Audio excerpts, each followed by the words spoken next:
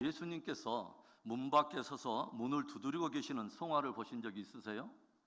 그 성화를 보면 우리의 눈길을 끄는 아주 이상한 장면 하나가 있어요. 그것은 뭐냐면 문고리가 보이지 않는다는 것입니다. 그 말은 밖에 문고리가 없다고 하는 거예요. 정작 문고리는 안에 있습니다. 그러니까 예수님께서 문 밖에 서서 문을 두드리고 계시면서 안에 있는 누군가의 이 반응을 기대하시지만 직접 문을 여시지는 않는다는 것이죠. 요한계시록 3장 20절의 말씀을 보도록 하겠습니다. 볼지어다 내가 문 밖에 서서 두드리노니 누구든지 내 음성을 듣고 문을 열면 내가 그에게로 들어가 그와 더불어 먹고 그는 나와 더불어 먹으리라. 인생들은 누구나가 이 땅을 살아가는 생의 여정 가운데 그것이 자신이 의도하였다고 생각하건 아니면 우연이라고 생각하든 간에 하나님의 구원 역사에 초대를 받게 됩니다. 다양한 장소와 다양한 시간 속에서 다양한 사람들과의 만남과 다양한 어떤 사건을 통해서 하나님께서는 끊임없이 이모저모로 인생들에게 구원의 초대의 문을 두드리신다고 하는 것입니다. 그러나 하나님께로부터는 그 위대하고 영광스러운 신적 초대임에도 불구하고 어떻게 반응할 것인가 하는 선택은 결국 그 자신에게 달려있다고 하는 것이죠.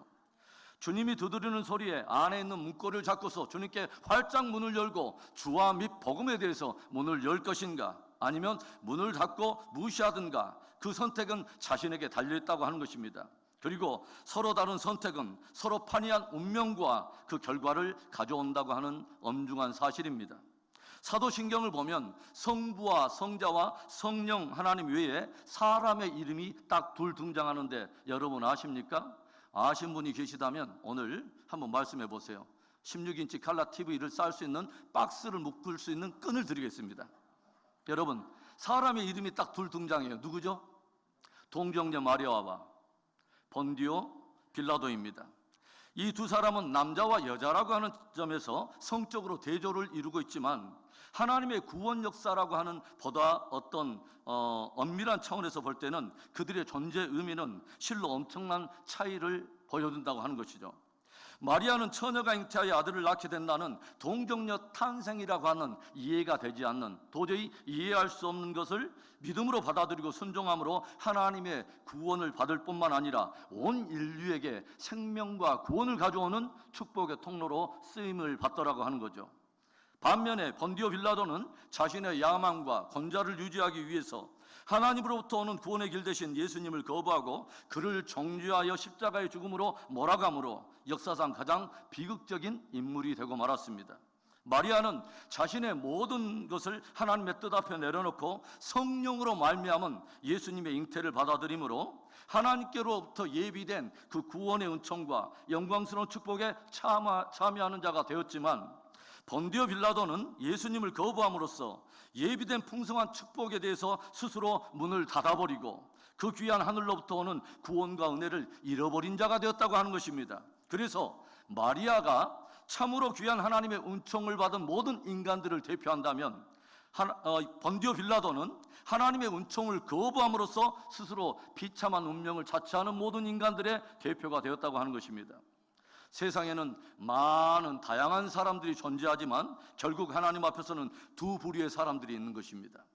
마리아처럼 받을 수 없는 크신 사랑과 은혜를 믿음으로 받아서 은총의 빛 속에서 살다가 영원한 생명으로 들어가는 사람, 그리고 본디오 빌라도처럼 하늘로부터 오는 은총을 다 무시하고 평생을 육신의 정욕과 안목의 정욕과 이생의 생의 자랑에 사로잡혀서 죄와 사망의 종로로 하다가 결국은 영원한 형벌로 들어가는 사람입니다. 사랑하는 성도 여러분, 오늘 저와 여러분은 어떤 부류의 사람입니까? 저와 여러분은 예수님의 문 두드리는 소리에 오늘 어떻게 반응하며 살아가고 있습니까? 주님의 은총의 초대에 믿음과 순종으로 반응하고 하나님의 구원 역사에 시대 말에 존귀하게 쓰임받다가 우리를 위해서 예비하신 영원한 생명과 기업을 축복으로 누리게 되는 복된 저와 여러분의 신앙이 되기를 주님의 이름으로 축원합니다.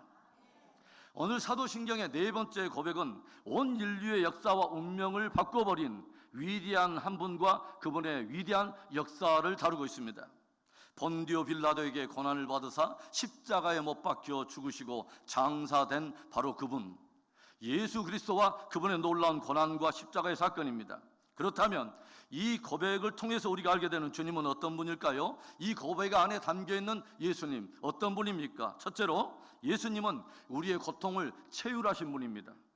채울이라고 하는 이 단어는 몸소 우리가 육체로 경험한다 또는 같은 처지가 되어서 함께 당한다라는 이런 의미를 가지고 있어요. 히브리서 4장 15절과 16절의 말씀을 보겠습니다. 우리에게 있는 대제사장은 우리의 연약함을 동정하지 못하실 리가 아니요 모든 일에 우리와 똑같이 시험을 받으신 이로되 죄는 없으시니라. 그러므로 우리는 긍휼하심을 받고 때를 따라 돕는 은혜를 얻기 위하여 은혜의 보좌 앞에 담대히 나아갈 것이니라. 예수님께서 진실로 저와 여러분을 도우실 수 있는 이유는 뭐냐면 주님은 우리와 같이 육체를 입고 이 땅에 오셔서 육체를 입은 인간들이 당할 수 있는 모든 고난과 고통을 직접 몸소 당하셨기 때문에 고난당하는 우리들의 연약함을 이해하시고 모든 아픔을 이해하신다고 하는 거죠.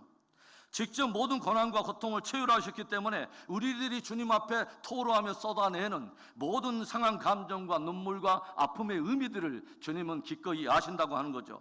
그렇기 때문에 같은 감정과 같은 눈물과 같은 어떤 그런 아픔을 가지고 능히 우리를, 긍휼을 가지고 우리를 도우실 수 있다고 하는 것입니다.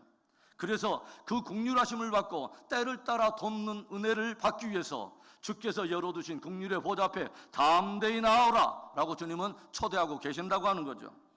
오늘 본문 53장 2절과 3절의 말씀에 그는 주 앞에서 자라나기를 연한 순 같고 마른 땅에서 나온 뿌리 같아서 고운 모양도 없고 풍채도 없은즉 우리가 보기에 흠모할 만한 아름다운 것이 없도다. 그는 멸시를 받아 사람들에게 버림받았으며 간고를 많이 겪었으며 질고를 아는 자라. 마치 사람들이 그에게서 얼굴을 가리는 것과 같이 멸시를 당하였고 우리도 그를 귀히 여기지 아니하였도다. 고운 모양도 없고 아름다운 풍채도 없다고 기록하고 있어요. 흠모할 만한 어떤 외모나 어떤 사모할 만한 풍채도 없으신 바로 그분은 신체적인 연약함, 외모의 연약함이 무엇인지를 주님은 아시는 분이라고 하는 거죠. 멸시를 받는다는 것, 그리고 질고에 시달린다는 것, 간고를 겪는다고 하는 것, 이것의 깊은 의미들을 주님은 채울하여 잘 알고 계신다고 하는 거죠. 모든 사람들이 얼굴을 돌려버리는 깊은 고독을 깊이 경험하셨기 때문에 주님께서는 사람에게 천히 여김받는다고 하는 고독의 의미를 깊이 아신다고 하는 거죠. 주님께서 십자가 위에서 우시면서 무엇을 고백합니까? 엘리 엘리 라마 사박다니, 엘리 엘리 라마 사박다니, 나의 하나님 나의 하나님 어찌하여 나를 버리셨나이까. 가장 사랑하는 이로부터 버림받은 그 고독과 처절한 아픔을 호소하시는 것을 우리가 듣게 되죠. 우리는 흔히 고난의 대명사문 성경의 많은 인물 가운데 욥을 꼽아요. 자녀가 죽으면 그 자녀를 부모의 심장에 묻는다, 가슴에 묻는다라는 그런 말을 하죠. 그런데 욥은 한꺼번에 10명의 자녀를 잃어버렸습니다. 뿐만 아니라 머리끝에서부터 발끝까지 온몸에 성한데가 없을 정도로 몸에 병이 들고 욕창이 나가지고 깨진 기와로 자기의 몸을 긁어대며 피가 날 정도로 그런 어떤 아픔, 질고를 겪게 되죠. 그리고 이 깊은 상처와 아픔 속에 있는 욥에게 아내마저 비수와 같은 말을 던지고 욥의 곁을 떠나버렸습니다. 그런데 이것으로 끝이 나는 것이 아니에요. 지금까지 함께 마음을 나누고 또 어떤 희노애락을 함께 감당하면서 서로 위로하며 살아왔던 친구들이 찾아와서 욥을 정죄하기 시작해요. 네가 이렇게 된 데는 우연이 아니야. 너는 분명히 하나님께 죄를 지은 거야. 사람 앞에 네가 의로운 채 해보였지만 하나님은 너의 중심에 숨은 죄악을 드러내신 거야. 그러지 않고서야 이런 고통을 당할 리 없어. 정죄하면서 더 큰 고통의 무게를 실어줍니다. 이 고난이 찾아오기 전에 욥이 얼마나 하나님 앞에서 신실한 사람인지, 얼마나 의로운 사람이었는가를 성경은 증거하고 있어요.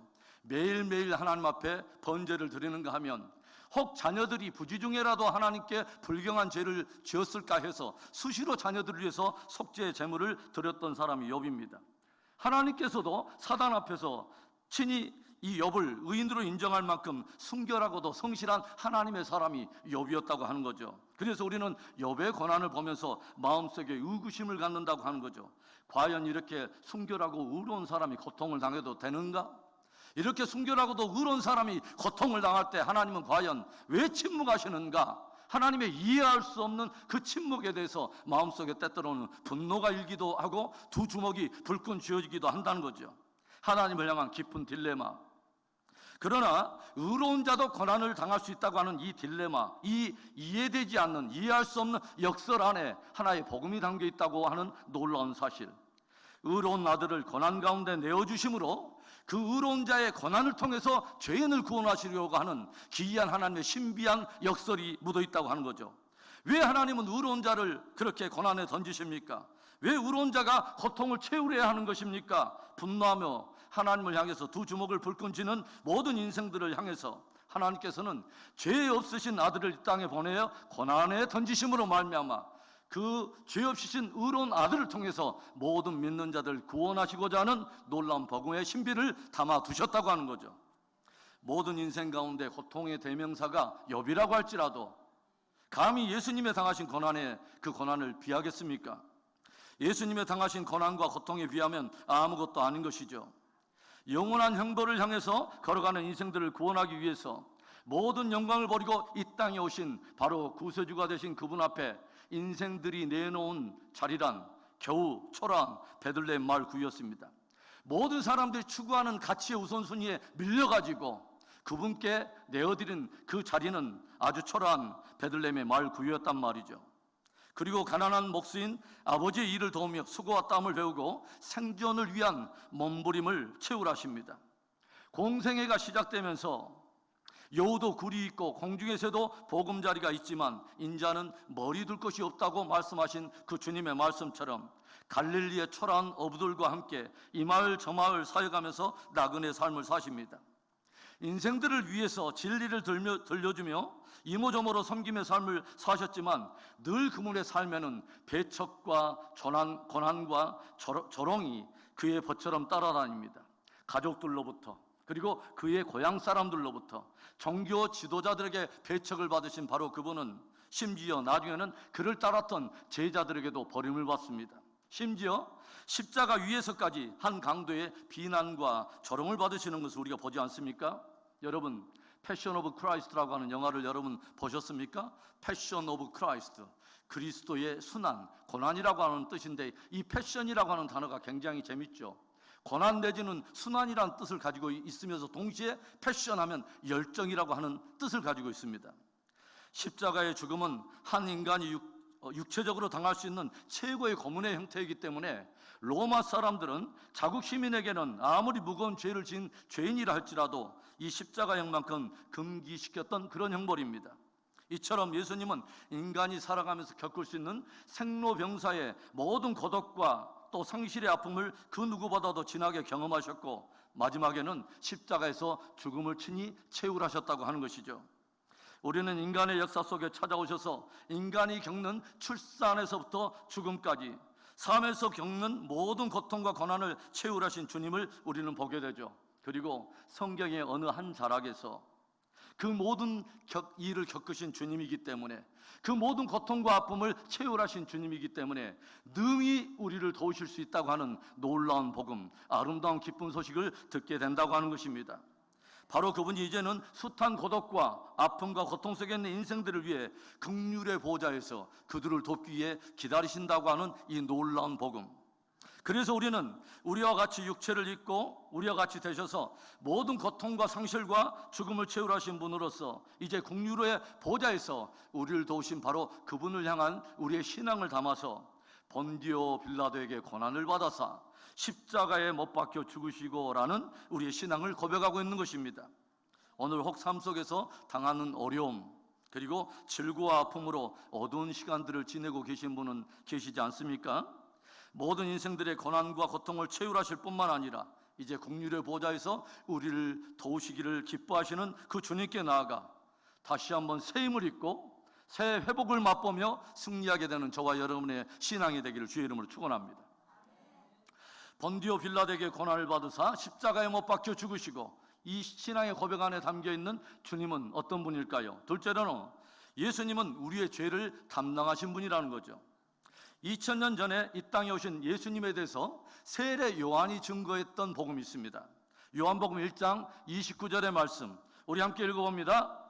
이튿날 요한이 예수께서 자기에게 나오심을 보고 이르되 보라, 세상 죄를 지고 가는 하나님의 어린 양이로다. 세례 요한이 증거하는 말이 뭐예요?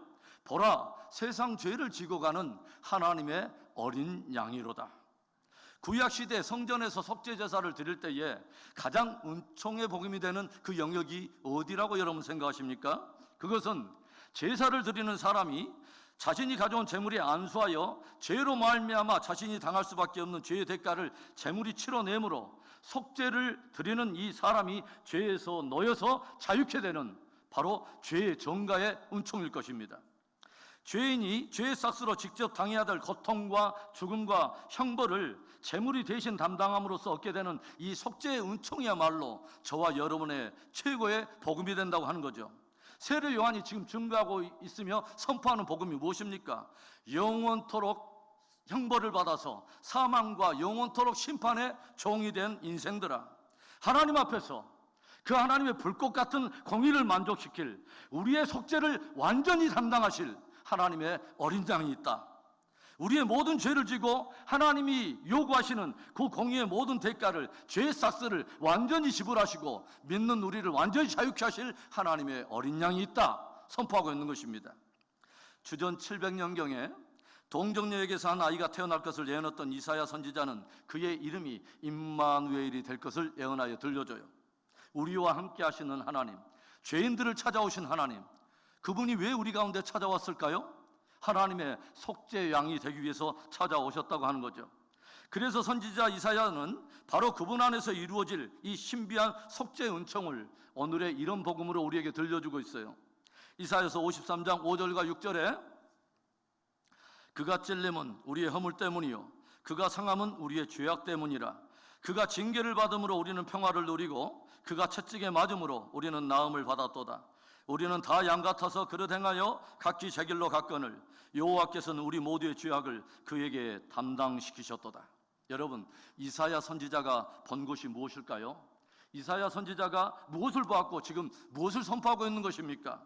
하나님의 구원의 경륜을 따라서 동정녀의 몸을 통해서 우리를 찾아오시는 분, 바로 임마누엘 하나님으로 오신 그분이 어떤 고난과 고초를 겪게 될 것인가 하는 바로 그분의 순환을 미리 보았다고 하는 거죠.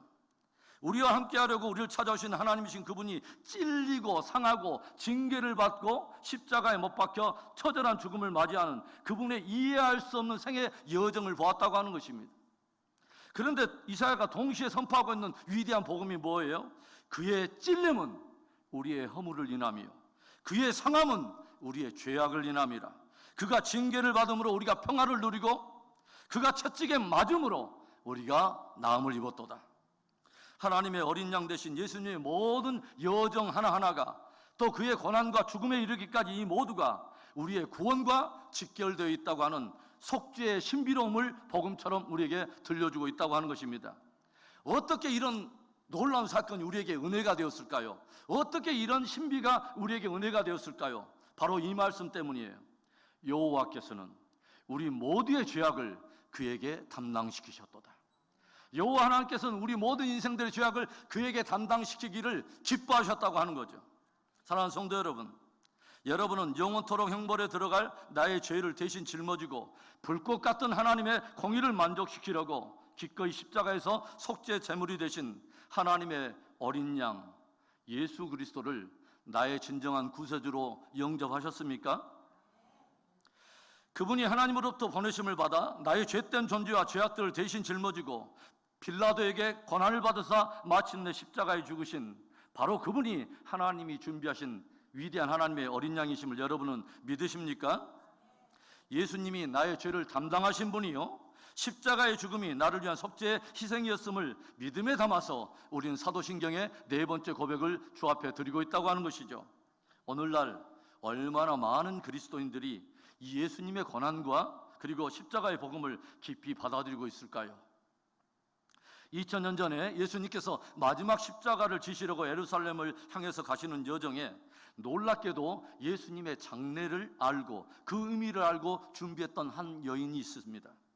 예수님을 따르던 제자들도 예수님의 고난과 십자가의 의미를 깊이 알지 못한 채 틈만 나면 누가 높냐, 누가 제일이냐, 누가 으뜸이냐 엉뚱한 영광을 추구하고 있던 바로 그때에 주님의 생의 여정과 주님의 마지막 움직이는 생의 동선 안에 묻어있는 소중한 의미들을 간파하고 주님의 마음을 기쁘게 했던 한 여인의 이야기가 성경에 기록되어 있어요.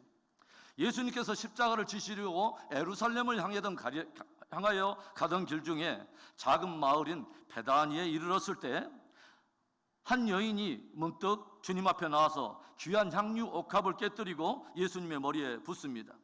그러자 제자들이 분개하며 화를 내요. 무슨 의도로 너는 이것을 허비하느냐? 너는 왜 이것을 낭비하느냐? 이것을 비싼 값에 팔아서 가난한 자들에게 주었으면 좋을 뻔했도다.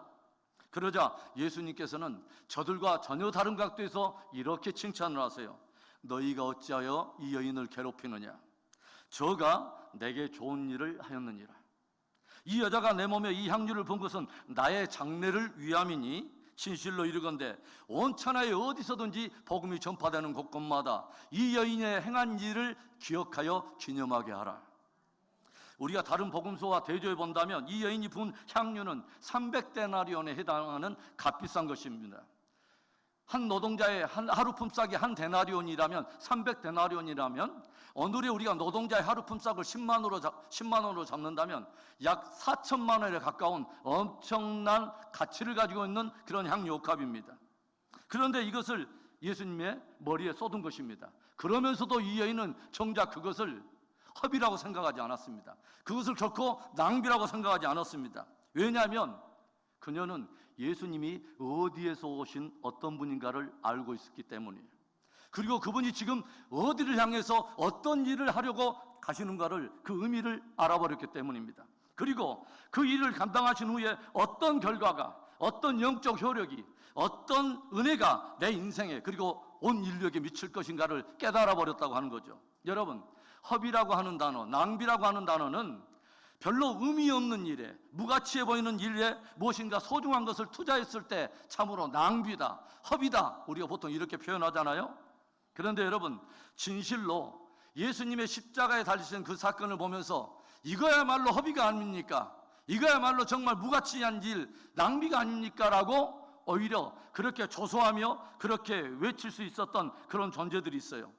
하늘의 네 생물과 하늘의 천군 천사들입니다. 도대체 저 지구촌의 인생들이 하나님 앞에 어떤 사람들이기에 하나님은 독생하신 하나님 당신의 아들을 저들의 죄악을 위해서 기꺼이 내어주어 담당하게 하시려 하는가? 도대체 저들이 누구이기에 독생하신 하나님인 예수 그리스도는 기꺼이 자기를 낮추고 저들과 같이 혈과 육체를 입고 동정녀에게서 나시며 저들을 위해서 찔리며 채찍에 당하며 결국은 죽음의 자기를 내놓으려 하는가? 300데나리온에 깨뜨린 향유 옥합 정도가 아니라 하나님의 영광의 본체요 그분의 형상 자체이신 그 영광의 몸을 왜 저렇게 원수된 자들을 위해서, 죄인들을 위해서, 아무 소망 없는 죄인들을 위해서 깨뜨리려 하시는가? 이거야말로 허비가 아닌가? 이거야말로 낭비가 아닌가? 그런데 주님은 그 사랑을 주시면서도 단 한 번도 낭비라고 생각하지 않았다고 하는 것입니다. 단 한 번도 비싼 대가라고 주님은 생각하지 않았다고 하는 것입니다. 왜냐하면 진실로 사랑했기 때문입니다. 그 여인은 주님의 사랑을 알아버린 거예요. 당신의 영광을 버리고 당신의 몸을 친히 깨뜨리고 물과 피를 흘리시는 그분의 사랑의 대상이 자기라는 것을 알아버린 것입니다. 그 여인은 300데나리온 뿐만 아니라 3000데나리온의 향유 옥합도 깨뜨렸을 것입니다. 오늘 저와 여러분이 주님께 드리는 헌신은 과연 낭비입니까? 사랑입니까? 주님께 드리는 우리의 헌신이 허비입니까? 아니면 사랑입니까? 사랑하는 성도 여러분, 주님의 생애 걸음걸음이 저와 여러분의 구원을 위한 여정이었다는 것을 여러분은 아십니까? 십자가에 나타난 사랑이 나를 향한 것이었음을 여러분 진실로 믿어 그분을 영접하셨습니까?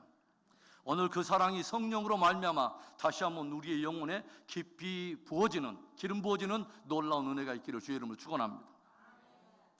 본디오 빌라도에게 고난을 받으사 십자가에 못 박혀 죽으시고 사도신경의 이 네 번째 고백에 드러난 주님 어떤 분일까요? 마지막 세 번째, 예수님은 우리에게 승리를 주시는 분이십니다. 이사야서 53장 10절부터 11절에 이런 말씀이 있어요. 여호와께서 그에게 상함을 받게 하시기를 원하사 질고를 당하게 하셨은즉 그의 영혼을 속건제물로 드리기에 이르면 그가 씨를 보게 되며 그의 날은 길 것이요 또 그의 손으로 여호와께서 기뻐하시는 뜻을 성취하리로다. 그가 자기 영혼에 수고한 것을 보고 만족하게 여길 것이라. 나의 의로운 종이 자기 지식으로 많은 사람을 의롭게 하며 또 그들의 죄악을 친히 담당하리로다. 사도신경의 네 번째 고백 안에는 십자가를 통하여 우리의 죄를 대속하시고 마침내 우리를 하나님 앞에 의로 내세우시는 위대한 은혜가 담겨 있어요. 육체를 입고 이 땅에 오셔서 당했던 고난과 찔림과 상함과 죽음이 나의 죄를 위한 은혜와 사랑이었음을 깨닫는 인생들이 이제는 그 사랑을 진실로 믿어서 구원을 얻고 영생을 얻게 될 때에 주님이 그 영혼에 수고한 것을 보시고 스스로 만족하게 여기실 거라고 하는 것이죠. 영원토록 형벌받은 인생들이, 도저히 다른 구원의 길이 없는 인생들이 자기를 믿어 의롭게 되고 구원을 얻고 영생 얻는 것을 보게 되면 당신의 몸을 십자가에 깨뜨리신 당신의 수고를 보고서 스스로 그분이 기뻐하며 즐거워하실 거라고 하는 것입니다. 그 말은 저와 여러분, 믿어 구원 얻은 저와 여러분이 주님의 최고의 기쁨이 되었다고 하는 것입니다. 그렇다면 저와 여러분은 주님으로 인해서 의롭게 되었다는 것을 어떻게 확신할 수 있을까요? 그것은 최후의 의로움을 확정하시는, 최후의 의를 판단하시는 그 하나님께서 저와 여러분의 의로움을 보장해 주시면 우리는 의로움에 대해서 확신을 가질 수 있는 거예요. 놀라운 복음이 있습니다. 로마서 8장 33절에 누가 능히 하나님께서 택하신 자들을 고발하리요 의롭다 하신 이는 하나님이시니. 이전 개역 한글 성경에는 누가 능히 하나님께서 택하신 자들을 참소하리요 정죄하리요. 여러분, 참소자들이 우리를 고발하고 또 정죄하려고 하는데 그 아들을 내어주심으로 저를 믿는 자마다 멸망치 않고 영생을 얻게 할 것을 복음으로 결정하신 그 하나님께서 그 아들을 믿는 자들을 의롭다고 말씀하시는데 감히 누가 정죄하겠느냐 하는 것입니다. 의롭다 하시는 이는 하나님이시니, 의롭다 하시는 이는 하나님이시니. 그런데요, 우리의 의로움을 보증하시고 확증하신 분이 하나님뿐이 아닙니다. 로마서 8장 34절에 누가 정죄하리요 죽으실 뿐 아니라 다시 살아나신 이는 그리스도 예수시니 그는 하나님 우편에 계신 자요 우리를 위하여 간구하시는 자시니라. 우리들의 의로움을 확증하시며 이를 더욱더 보증해 주시는 한 분이 계시는데 바로 예수님이십니다. 참소자들이 계속 우리들에 대해서 고발하고 정죄할 수 없는 이유는 하나님의 율법이 죄인에게 요구하는 모든 저주와 형벌을 친히 담당하신 예수님께서 이제는 부활하셔서 보호자 우편에 계셔서 친히 우리들의 의로움을 대해서 변호하시고 변증하시고 확정해 주신다고 하는 거죠. 얼마나 놀랍습니까? 저와 여러분이 의롭게 되고 구원 얻는 것의 기초와 근간은 사람의 아이디어에서 나온 것이 아니라 오직 예수님의 고난과 십자가의 은혜, 그리고 그 아들을 믿는 자를 의롭다고 하시고 그들에게 영생을 주실 것을 확정하신 하나님의 사랑 때문인 것을 믿을 수 있기를 바랍니다. 그래서 믿는 우리들이 그 은혜와 사랑을 의지해서 벅찬 감격으로 선포할 수 있는 말이 무엇입니까? 로마서 8장 37절에 그러나 이 모든 일에 우리를 사랑하시는 이로 말미암아 우리가 넉넉히 이기느니라. 주님은 우리에게 승리 주시기를 기뻐하시는 하나님, 주님은 우리에게 승리케 하시는 하나님 것을 여러분 믿을 수 있기를 바랍니다. 그래서 우리가 그 승리의 근거가 되는 주님의 고난과 십자가의 은혜를 내 신앙에 담아서 사도신경의 네 번째 고백을 우리는 고백하는 거예요. 본디오 빌라도에게 고난을 받으사 십자가에 못 박혀 죽으시고. 사랑하는 성도 여러분, 예수님 우리의 고난을 채울하신 분입니다. 그리고 예수님은 우리의 죄악을 담당하신 분입니다. 예수님 우리에게 승리를 주시며 우리를 승리케 하시는 분입니다. 우리의 신앙생활을 하다 보면 오직 예수밖에 없습니다. 예수 복음의 신앙의 뿌리를 단단히 받고 마지막 진동하는 세대를 복음으로 뚫고 끝까지 승리하는 저와 여러분의 신앙이 되기를 다시 한번 주님의 이름으로 축원합니다.